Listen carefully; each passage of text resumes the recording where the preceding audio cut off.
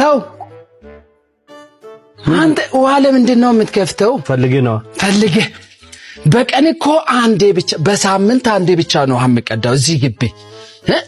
ቆይ ባለፈው አልቀዳ አለቀ ያሱ አለቀ። እዚህ ግቢ ውስጥ ኖሬ እኮ ውሃ ግዴታ ያስፈልጋል። ግን ምን መሰለህ እዚህ ግቢ ስትኖር ሕጉን በስነ ስርዓት ማወቅ አለብህ። እሺ ንገሩኝ ምን አይነት ሕግ ነው? አሁን ተቀጣ እንጂ ከፈትክ አይደል ውሃውን?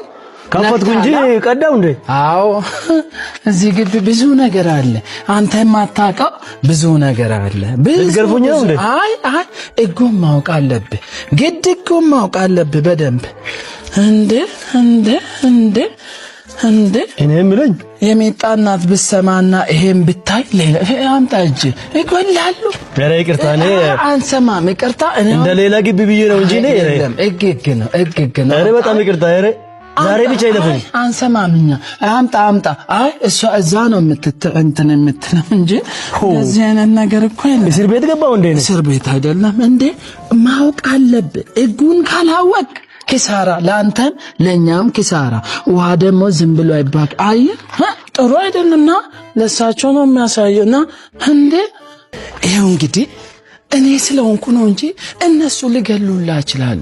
በዚህ ቢያልቅልህ ራሱ አንድ ነገር ከዚህ በላይ ና አታውቀውም። አቤት እሷን ሽጉጥ ይዘውላ። አቤት ምንድነው?